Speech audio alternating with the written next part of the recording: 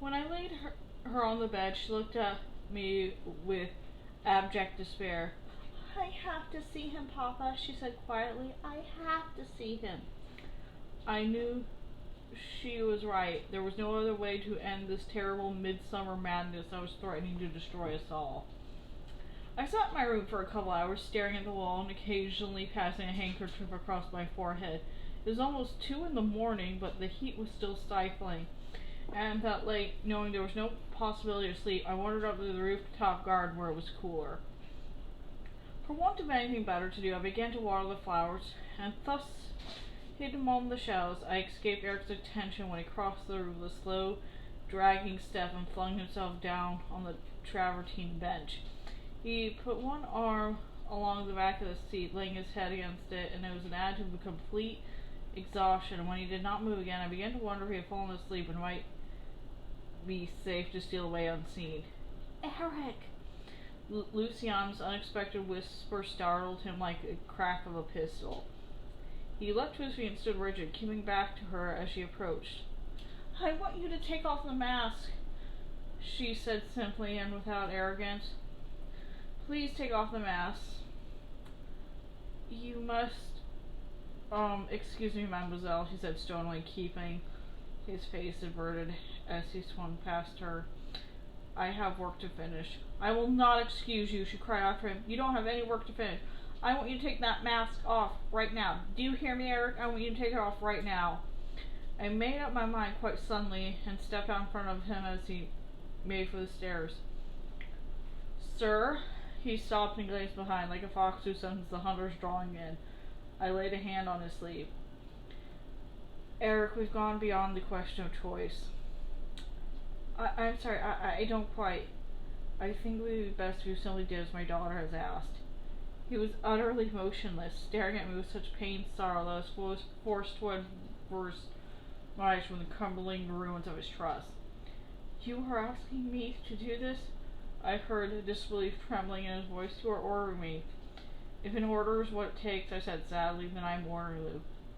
God almighty, boy, you must see this can't go on any longer. He swayed slightly, putting out a hand to steady himself against the balustrade, and I moved automatically to give him a supporting arm, but before I touched him, he lifted his head at the light of the hanging lanterns, showing me in his eyes a naked loathing born of black despair and disillusion. I realized the enormity of the crime I had committed. I had realized when I saw that look of hatred which seemed to squeeze all the breath out of my lungs. I had been a father to him. I had shown him honesty and hope and led him to believe there might be a chance for him to live with pride and dignity among the human race he so distrusted. For the love of me, he had begun to abandon his deepest instincts and groped tentatively, painfully toward the uncertainty that I did not care what lay beneath the mask. Now, in a single ill-considered moment, the result of my own exhaustion and despair, I had reached up and pulled the castle of the dreams around him. I demanded the one thing he had trusted me to never ask of him, and if I had plunged a dagger through his heart, I could not have destroyed him more effectively. I could not have given him a more intolerable anguish. As I watched the boy I knew shrivel and die before my eyes, I saw an awesome stranger take his place.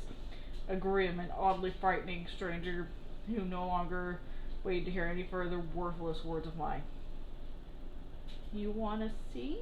He said in a toneless voice that seemed to belong to a sepulchre. You want to see? Then look! As he spoke, he began to move the dreadful measured column toward Lucian, and I felt a paralyzing dread throwing through my veins. They were standing face to face when he ripped off the mask, and I saw her mouth drop open in a soundless scream. Her hands fling upward to fend him off. The defenseless gesture seemed to madden him, and I reached out as though he intended to drag her closer to the terrible horror he had revealed. I cried out in warning, but my voice was lost in the primitive animal panic which sent her running from him, running across the rooftop garden to throw herself into the balustrade which finally blocked her line of escape. Again and again I see it happen. The crumbling stonework giving way beneath the weight of her body and tumbling upon her in a showering of flaky mortar in the courtyard that lay 2 stories beneath. Silence settled once more over the roof, disturbed only by the last sickening shift of tones and the lantern light showing the void that now gaped in the balustrade, like a lost tooth in the mouth of some grim nightmare creature. Without urgency, without hope, I turned numbly and groped my way down to the courtyard where my daughter's broken little body lay surrounded by a shroud of decayed masonry. I had known she must be dead, and even though one last flicker of hope remained within me, it would not have survived the first sight of her split skull, the slow grayish ooze upon the flagstones. Time and place had ceased to have meaning, and the world seemed to be very far away from the silent void which I closed around as I carried her into the house and lay her on the creaking leather couch. I did not hear his step, but I was aware of his presence just behind me, like some black specter. I did not turn. I feel that if I looked around, I would be turned to stone, calcified by the bitter venom of his rage and grief. I did not fear the horror of his face. I could have looked on that sight with equanimity any time, but I feared his eyes, those bottomless pits of sorrow that mirrored only my pain. I heard his ragged, sobbing curse, and I knew I must not look at him. I would go mad if I looked. Silence stretched between us like a stone wall and became the final separation. The oil lamp, still burning in their brackets, showed me his shadow moving across the silent wall beyond the couch, the huge and silent shade slipping out into the night beyond my door, where darkness waited to reclaim him like a fond parent. When he was gone, only when he was finally gone, was I able to weep. The shadows are creeping steadily across the rooftop garden now. Another bleak and meaningless day is ending. I have sat here once again until sunset, brooding, remembering, reproaching myself for the folly which emptied my life, the last mistake which killed my daughter and destroyed a unique boy. Erik, I can say now that I could not say that night when Luciana's hand lay cooling in my grasp. I was dumbstruck by outraged grief. You were not to blame for her death. Whatever blame there was, I have lost taken upon myself.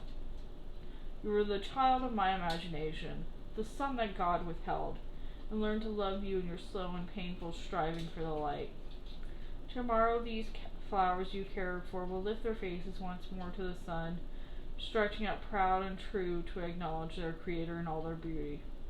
There was so much beauty in your soul, Erik, so much beauty that I fear now, because of one old man's folly, will never see the light of day. In darkness you came to me, and in the darkness you left. That is the end of Giovanni's point of view. I hope you enjoyed that. See you next time.